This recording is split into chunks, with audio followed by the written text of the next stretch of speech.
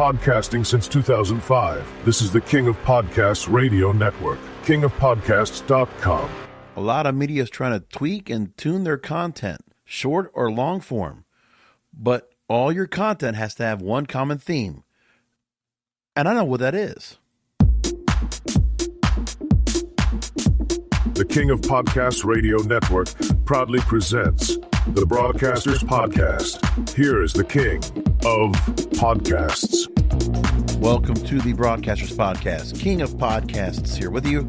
Welcome you to another program as we get into another weekend. And a lot of stories tying together this week in the areas of movies, television, music, and radio. Tweaking, testing, tuning, trying to get the right content out.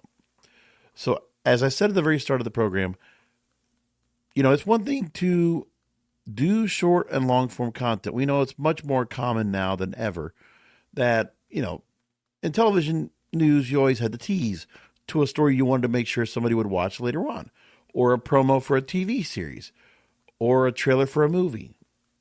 We've always had short form content to be the gateway, the appetizer to somebody taking on the full course, right? And just like people at a restaurant, sometimes you don't want a full course. You just want an appetizer to go with your drink, your beverage, your tasty spirit that you have in hand. So if you decide to do that, that's your choice. But you can always make sure somebody will catch your content. If there's one common thing that you adhere to, is that every minute of your content has to count. You need to make sure that you are entertaining, informing, doing something with your content. You don't need to go ahead and fill a time slot, especially when you're a podcast, just to fill a time slot. Obviously, on TV shows now that are streaming or movies that are out there in theaters or streaming, there's a set time that you have to put in. And for movies that want to go and take time and edit down their program to make sure they're putting just the right amount of content on,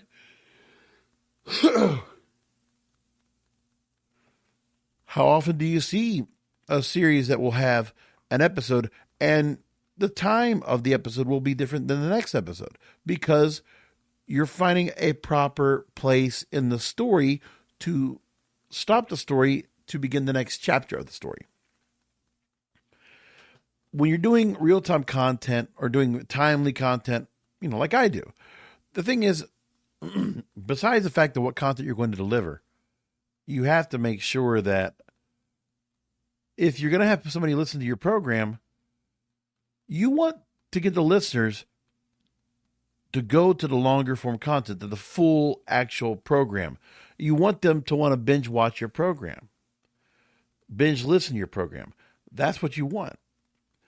And so there's a story that comes out right off the bat. And this is something that they talk about the risk of short form video. This is from a Bloomberg newsletter story. So Kara Swisher, the co-host of Pivot, she was speaking with her guest co-host, Tim Miller of The Bulwark, about his podcast at The Bulwark. And she admits that she doesn't regularly consume the show on a podcast app. Quote, where I listen to it? I listen to it on social media.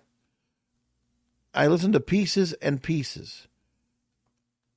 And then the writer here says that they had a similar realization about their own viewing habits or listening habits.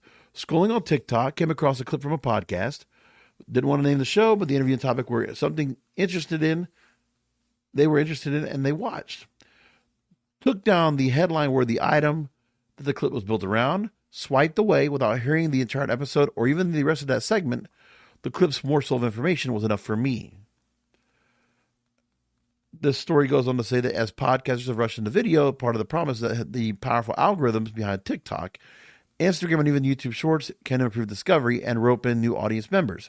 But many podcasters are even paying armies of video-savvy marketers, known as clippers, to saturate social media with enticing snippets of their shows, engineered into irresistible buzzy tidbits designed to grab your attention. And I'm going to take from a story from the Wall Street Journal that goes into that recently published on that, as they referred to.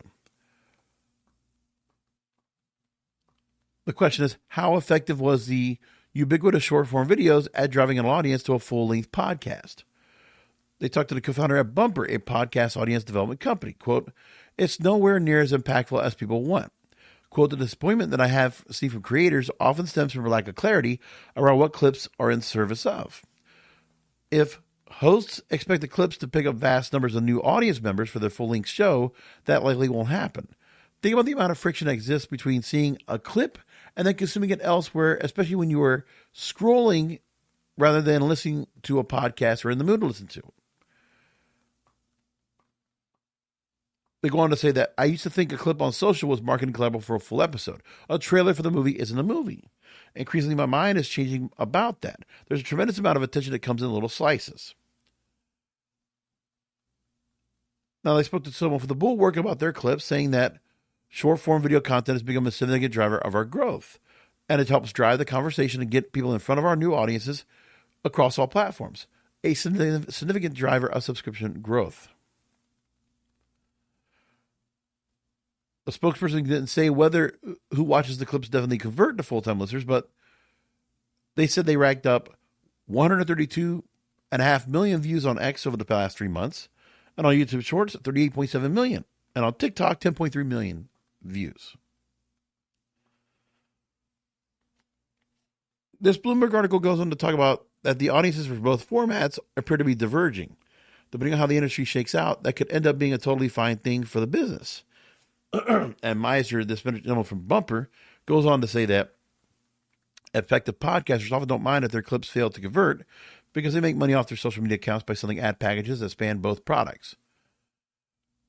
But a downside of heavy clipping is that it also disrupts the primary source of the podcast's revenue, the full-length episodes of shows, and the substantial ad inventories they deliver to listeners. The current dynamic of podcasting in some ways is reminiscent of what we've seen in late-night TV. No shortage of funny, provocative clips highlighting juicy on-air moments. But despite the constant reminder of how entertaining these shows can be, when was the last time you sat down and watched an entire episode as it aired? Aggressively publishing highlight clips has been undoubtedly a great way to keep the performers alive in the cultural zeitgeist, but over time, it's also effectively taught us that you don't have to no longer actively seek out the shows to get their best moments. Because the same thing we have in the podcasting. Okay. In my opinion, the short form content should not be of your best content. What you should do, and this is what I do myself, in my content, I usually try to find something that is going to be something that I will say on a monologue or take a particular clip and plan for it to be in social media. I'm not going to just pick some random clip that will just satisfy a short form. I actually kind of plan on it. So when I do these kind of episodes, there will be a spot where I'll know, okay, I'm going to say this here because I'm going to make my point. I'm going to give my take. It'll be within the time frame that I need. 90 seconds is about as much as I need to go because I'm trying to adhere to all the different platforms. Of course, you can go longer, but I think 2 minutes is too long. It's about as more than you need. 2 minutes is stretching it. 60 to 90 seconds. 30 seconds, if you can get it and you can get the full-throated take that you want to make, sure. But 60 to 90 seconds. And also, I don't take the full clip sometimes as it's recorded. Sometimes I will splice together because it's audio. And more importantly, I don't care to do video because the talking head doesn't make a difference to anybody else anyway, unless I had accompanying B-roll video to go with it. But if you see any of my clips out there, I'm not that big of an audience anyway. Sometimes I might get a good audience on something that I might say that will grab attention. If I get the right caption out there, it works. But whatever content I do, it's just my own. I want to make sure that if somebody's going to go and look at the clip, the most important thing I'm going to do is I'm going to make sure I'm promoting my platform. So one website, one URL, kingofpodcasts.com. YouTube at King of Podcasts, so they can find the video version of the show. That's it. And even the video version is Slate, because I'm not doing anything more than just creating a visual slate with captions. That's all I'm going to go and do to create something that's going to be a visual medium that will be good enough for somebody to watch, which they're not going to watch. They're just going to put it on YouTube and listen to it. And sometimes it happens to work really well.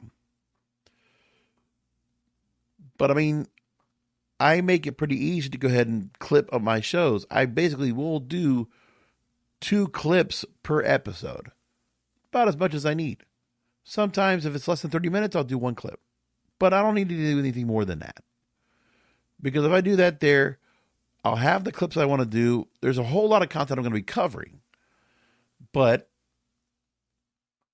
it doesn't also matter where I pull from the episode either. Because I also want to make it where it's not something always from the beginning. I want it to be somewhere to the middle to the end. But I'll plan on what I'm going to basically say. If I catch myself at a point where I said this, and I kind of make a note of it mentally, I'm going to come back and pull that clip and put it into a format that I can put out there for social media. Because the other thing is that short form content, you might get a lot of attention to it. The most possible attention you'll probably get to a clip or to your content. But it's also the fact is that I want to make sure I have captions in there so people can just go and catch the words. At least they'll catch that, because if they're watching on their phone or tablet or whatever they're going to be listening on or watching on, they might not have their full attention to it. And they might be in a loud place. So you want to make sure that they have multiple ways to consume what you're saying, or they can read what you're saying. That's more important to me than anything else in a short form clip. But for me to say, it's tough on the content you make. Now, when you're doing interviews, some people have learned to go Joe Rogan style and just pick a long interview to go with and just pick something that's going to work out of that particular interview that you want to take. But some people will probably get the impression that they're getting the best clip possible. So why even go ahead and go back to the show? Because for some of these shows, a show like The Bulwark, without any political animus or anything like that at all, I'm just saying objectively, The Bulwark is going to talk about whatever news events that are going on or whatever political stories that everybody else is talking about. Remember that. A political show that is talking about the same thing that plenty of other political podcasts are talking about right now. So when you got that, the difference is, what is your voice saying about it? Once you report the story, what is your opinion, your editorial? And that's what you have to figure out. And that might just be the only thing worth listening to on that particular episode. So when Kara Swisher says that, she's saying the fact that Tim Miller and Kara Swisher probably have the same kind of political mindset. They both have parallel views on what they think about politically. So it's not a matter of going back to the episode to hear the whole thing, especially if they're both busy and don't have time. But the clip satisfies, because Kara Swisher got to hear Tim Miller make his point, and that's it. And there's plenty of times where somebody it's not even the fact that if it's somebody from the show that clips the episode. The one thing that happens more than anything on X is there are people that are media watchdogs out there, whether they are official organizations that are media watchdogs or just people out there that just clip up content that's not theirs, but they're using the right to go ahead and put that content up there so people can catch it. So I don't have to go listen to a whole episode. I can't tell you how many times somebody has already put out a clip from the Breakfast Club or from, whatever cable channel or, any streamer like an iShowSpeed or Drewski. You see it. I'm not going to go back and go find this long form video. I could go find an iShowSpeed channel or Drewski channel or, Neon or whatever else. I could go look for all these different streamers and all, or live streaming or whatever there is. I could go look for it, but it's also the convenience of where you're going to find that content. The one thing I think that most of these clips don't have, especially if these are people that are doing their own program, you're going to assume that they know where to find your show. And it doesn't mean you put a little end cap on the episode or that particular short form clip and say, okay, catch it here. No, you want that burned in to the whole clip. I don't think people realize that. For me, that was the most important thing I started doing 2 years ago when I started doing clips. Because I knew the first thing I had to do off the bat was I got to promote the website first and foremost. Once I did that, and then I started promoting the YouTube feed.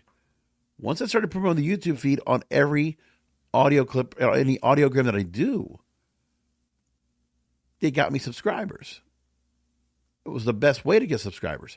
Because somehow they've caught that video, that audiogram, and then they catch it. It's like, all right, here we go. And then I go ahead and push it over to social media. Then my channels get some traction, some traffic.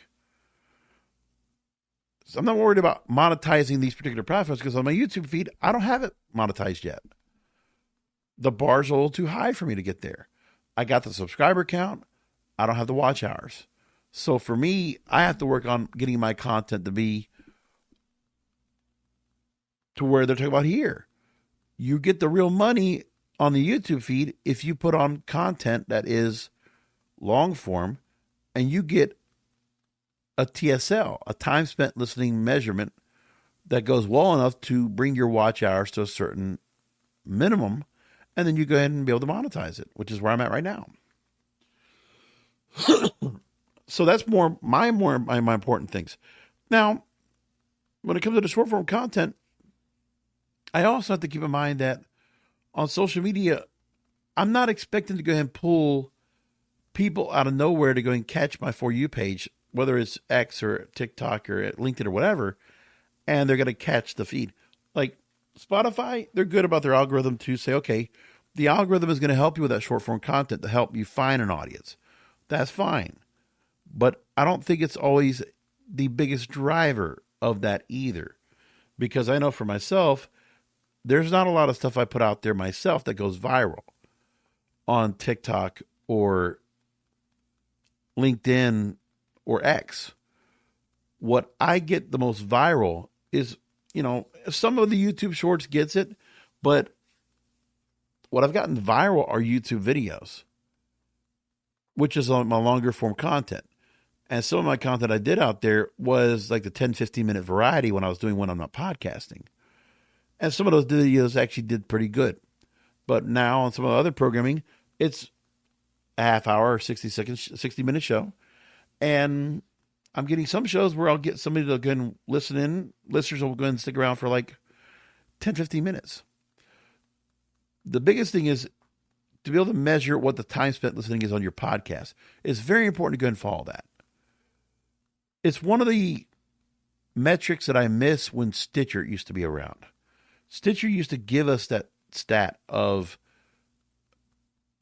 the length of how long somebody would listen to a podcast. I believe Apple did that as well, but I don't think they have that anymore. And I missed that part because that was something that was really, really good. And if I had that still, I would still go ahead and find my way to go and get around. But we don't have that anymore. So it's unfortunate we don't have that. And Spotify doesn't give me that either. I wish it did. So for instance, I'm looking right now on my Apple Podcast Connect section for stats. Let's just say that's like a broadcaster's podcast. Here's a good example. All right. I'm up followers 3%. My listener count is up 48%. That's good. My plays are up 48%.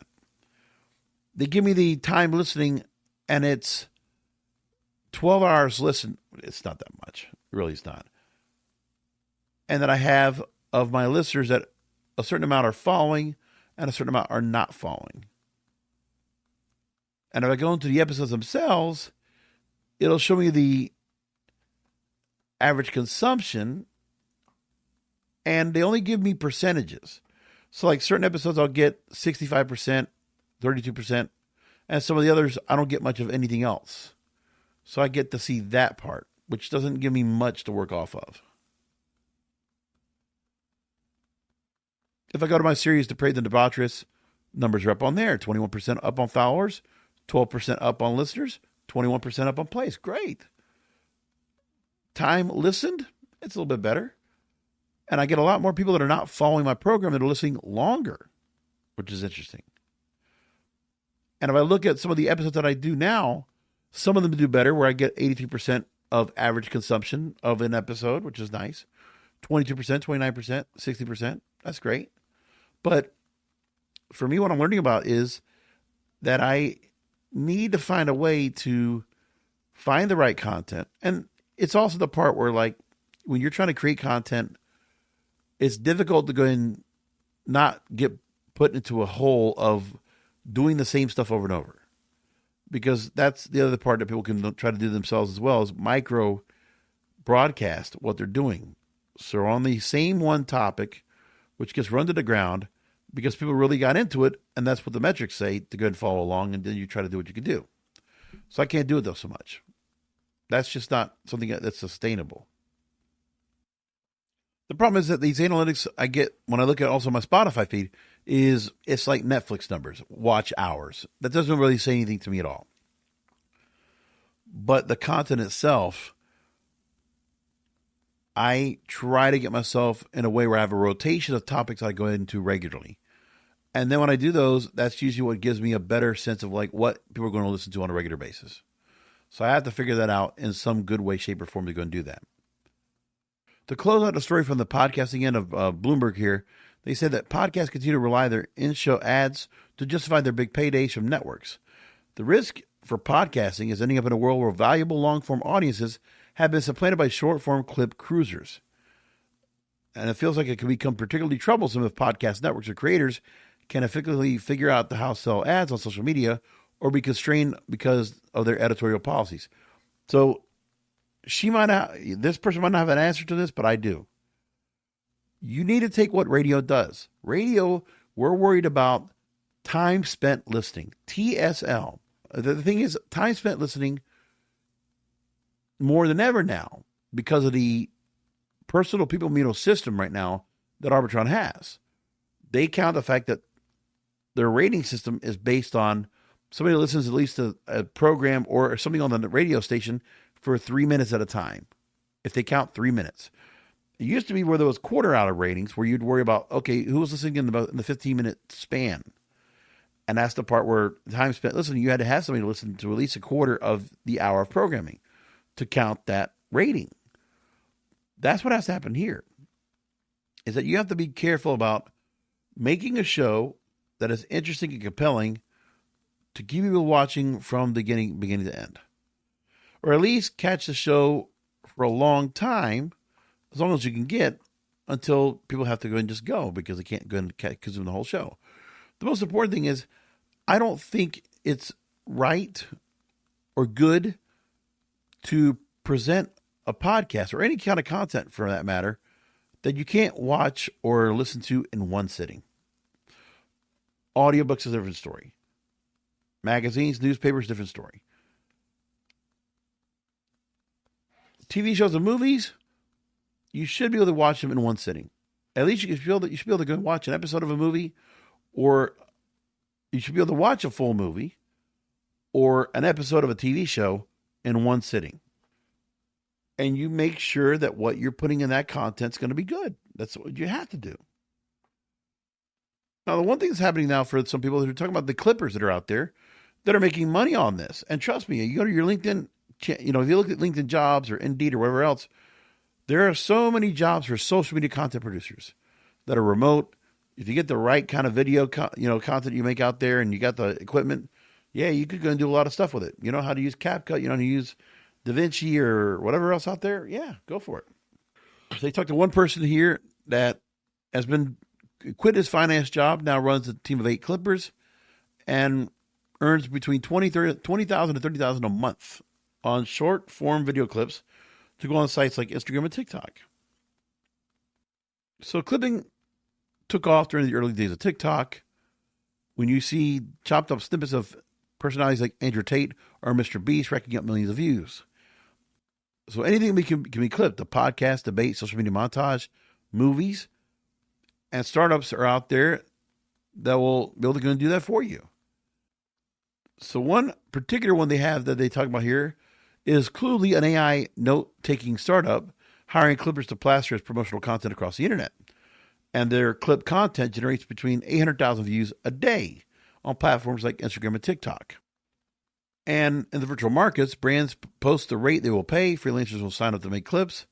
And these clippers are able to get paid anywhere between 50 cents to $2,000 per views, or $2 per 1,000 views, to motivate them to find the most shareable moments. They talked to somebody that runs a marketplace called Clip Through a Discord channel, where they launched a TikTok campaign clipping scenes from the FX show Adults streaming on Hulu, and that it drew more than 12 million views. On TikTok, videos are recommended to viewers based on how much people interact with them through likes, comments, shares, and watch time. So a well-edited clip can go viral even from an account with no followers, and each one can be made in under a minute using free online editing tools.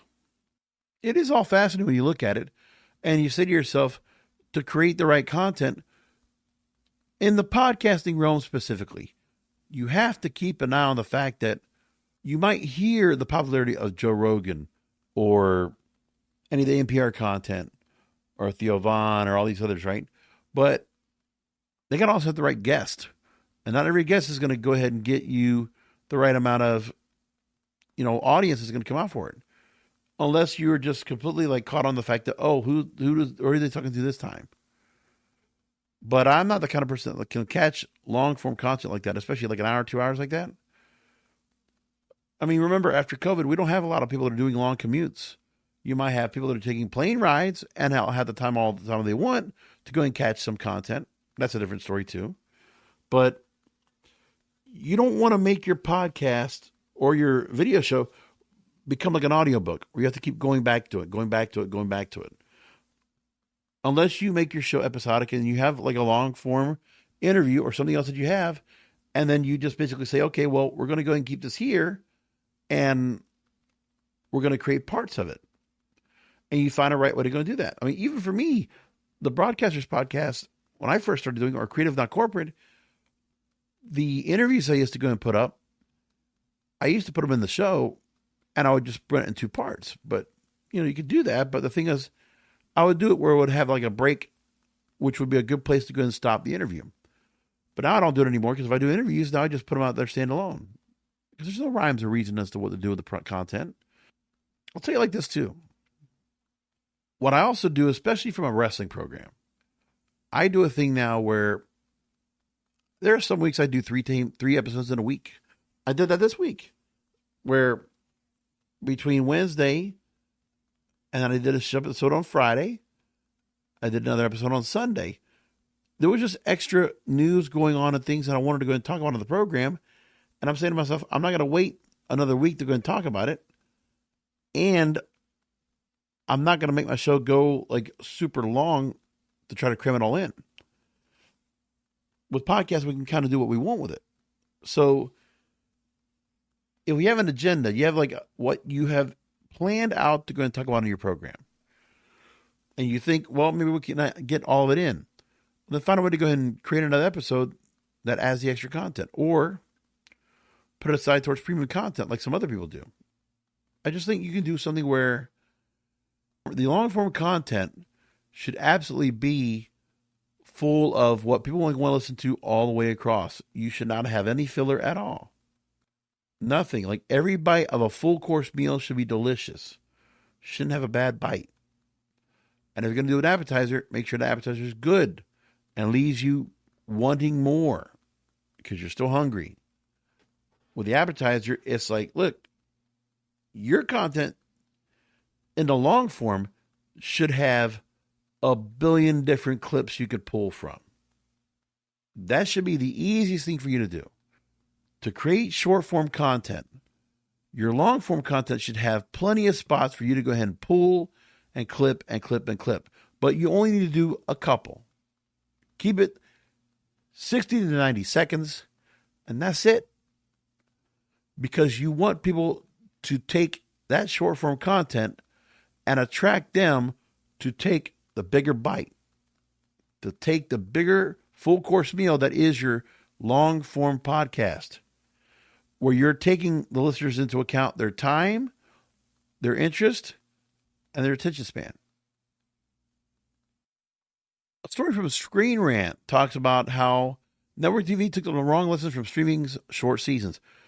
And network TV can always go a different route of what they want to go and do in terms of their scripted content or their non-live content, and figure out how long of a season do you want to have to keep your audience watching weekly and episodic. So Alicia Grasso at Screen Rant talks about this, that network TV has disrupted the traditional TV model where they ushered in an era where broadcast networks had to scramble to adapt. Network TV is borrowing a page from streaming, creating short 10-episode seasons, common with streaming. The hope is with copying streaming shorter season model is that network TV shows will do a better job of competing with streaming. 10 episodes make for snappier, cheaper seasons, but TV networks are still missing the reason that streaming shorter seasons are so successful. It doesn't have to do with their length. So now we've always had the point where a new series might get a 13-episode run, and they'll expand it to another 13 episodes to give a full season, or another 9 on the back end. Splitting the difference between a pilot and committing to a full traditional season of 20 to 24 episodes. And how many shows are out there giving a full season to let a show find its footing? They're not. Short attention spans don't allow that to happen. Short 10-episode seasons may be more budget-friendly for networks, but that's exactly why they can't compete with streamers. Because the budget for streaming is much more. Streamers have deep pockets. They put them to good use with their original scripted series. You know what? I don't know if that's necessarily true. Maybe they have the quality of the content out there, but doesn't mean the writing can always be better, which is some of the issues I have with some of these other shows. But they're giving like the highest end examples, okay? Netflix giving Stranger Things a budget of $30 million per episode. Amazon global TV rights to Lord of the Rings for a $250 million budget. And Disney Plus MCU shows average $25 million per episode. Remember, all these shows are starting to drop as well. It's not like that all the time now, because you're not seeing those kind of shows like that anymore. At the highest end for network TV, Big Bang Theory, season 12, and a $240 million total production budget. Never heard of for broadcast network TV. Your average hour-long broadcast drama now costs between $3 and $6 million per episode. That's like your Law and Orders, NCISs, and all that kind of stuff now. Now, this writer says network TV no longer gives series time to find their audiences. They don't have the time to let somebody find their audience. That's what the problem is. To close out to say that with these short season orders, broadcast networks seem to misunderstand why audiences are watching both streaming and network shows. Streaming offers cinema-quality stories in short bursts. Broadcast TV offers mid-budget comfort shows in which one can be immersed for months. The current approach of making shorter seasons while keeping the same low budget, network TV is filling up both aspects of make streaming and network great. See, I disagree with this because there's not necessarily all that kind of quality on all these shows. And it also depends where they're coming from. Can't say that Netflix and all these other outfits are putting up that much more money now for content like you would think. I don't think so. It's not like all these shows are doing a lot when it comes to, it's not like I'm watching a show from the 70s or the 80s where you see a lot of action or stunts and they're not using a lot of CGI, like real stunt work, real a lot of work in terms of the detail of the period pieces and things like that. Even movies not putting that much money out there like they used to go and build up. I mean, when's the last movie we had that was, $250 million? Very tough to see those. Some of the Marvel stuff, some of these other movies that are out there, but it's just not so much. And some of them don't need to be that much either because, we're starting to see what people are kind of getting attracted to. Like a lot of horror movies are out there, don't have that high of a budget. The anime movie I talked about a couple weeks ago, Demon Slayer, I think it was $40 million they built on that. And look at what kind of money they're making off of that. Crazy money. Let's move on to radio and music. Why music testing matters in 2025. Sean Ross, RadioInsight.com, put out a great op-ed this week about music testing can still give any station an advantage. And when he was working in his work in radio, that you watch the patterns of what worked change over time.